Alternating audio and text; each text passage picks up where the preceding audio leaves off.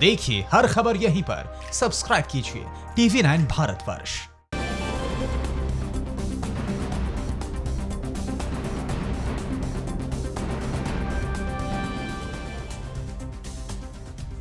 पिछले 4 दिनों से लगातार भारत में कोरोना के मामलों में 3000 से ज्यादा केसेस की बढ़ोतरी हो रही है। आज आंकड़ा 57,000 के करीब पहुंच चुका है।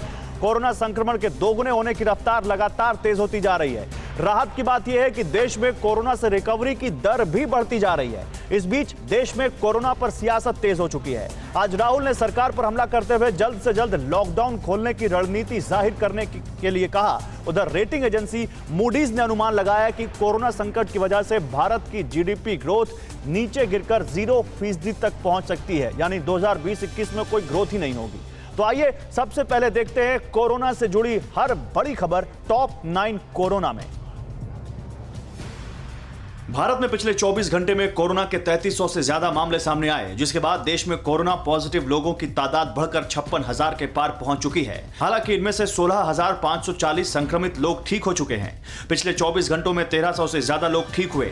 देश में कोरोना की रिकवरी रेट बढ़कर 29.36% हो गया है, जबकि कोरोना संक्रमण के दोगुने होने की दर 10.2 दिन हो गई है। केंद्रीय स्वास्थ्य मंत्रालय के मुताबिक देश के 216 जिलों में अब तक कोरोना का कोई मामला सामने नहीं आया है। 42 जिलों में पिछले 28 दिनों में संक्रमण का कोई केस सामने नहीं आया।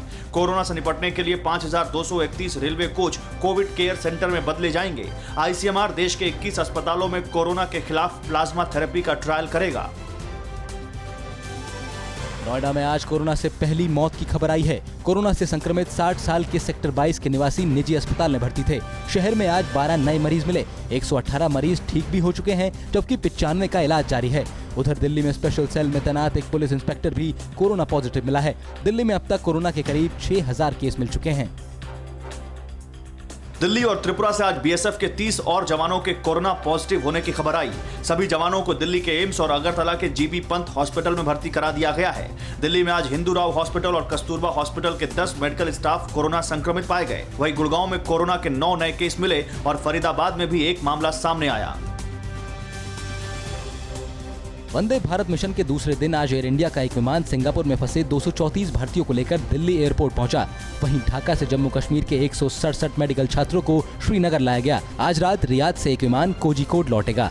बहरीन से भारतीयों को लेकर एक फ्लाइट कोची लौटेगी और दुबई से आने वाला विमान चेन्नई पहुंचेगा। मालदीव में फंसे 700 से अधिक भारतीय नागरिकों को समुद्र के जरिए वापस लाने का काम शुरू हो गया है। ऑपरेशन समुद्र सेतु के तहत भारतीय नौसेना का युद्धपोत INS जलाश्व गुरुवार को माले बंदरगाह पहुंचा। अभी लोगों की स्क्रीनिंग की जा रही है। माले से भारतीय नागरिकों को लेकर युद्धपोत के 10 मई तक कोची बंदरगाह लौटने की उम्मीद है। CBSE ने 10वीं और 12वीं क्लास की बची हुई परीक्षाओं की तारीखों का ऐलान कर दिया है। कोरोना संकट की वजह से टाले गए ये एग्जाम्स 1 जुलाई से 15 जुलाई के बीच आयोजित कराए जाएंगे। तारीखों की घोषणा खुद HRD मिनिस्टर रमेश पोखरियाल ने की। 12वीं के छात्रों की बिजनेस स्टडीज, ज्योग्राफी, सोशियोलॉजी और कंप्यूटर साइंस जैसे विषयों की परीक्षाएं बाकी हैं। कोरोना संकट पर कांग्रेस नेता राहुल गांधी ने केंद्र सरकार को घेरा है। उन्होंने कहा कि कोरोना के खिलाफ जंग सिर्फ पीएमओ से नहीं जीती जा सकती। सरकार लोगों का डर खत्म करे और लॉकडाउन खोलने की रणनीति तय करे। राहुल ने कहा कि सबसे पहले लघु उद्योग को राहत पैकेज और जनता के पास ज्यादा से ज्यादा कैश पहुंचाना जरूरी है। इस जंग में केंद्र को सबको साथ लेकर चलना होगा। कोरोना संकट की वजह से इकोनॉमी पर असर के बीच मूडीज इन्वेस्टर सर्विस का अनुमान है कि 2020-21 में भारत की जीडीपी ग्रोथ 0% रह सकती है। 25 मार्च से लागू लॉकडाउन की वजह से भारत की जीडीपी ग्रोथ कमजोर हुई है। मूडी ने भारत को नेगेटिव आउटलुक के साथ बार 2 रेटिंग दी है। रेटिंग एजेंसी का अनुमान है कि वित्तीय वर्ष 2021-22 में जीडीपी की ग्रोथ 6.6% रहेगी। अड़ी सोमवार से शुक्रवार शाम 6 बजे सिर्फ TV9 भारतवर्ष पर।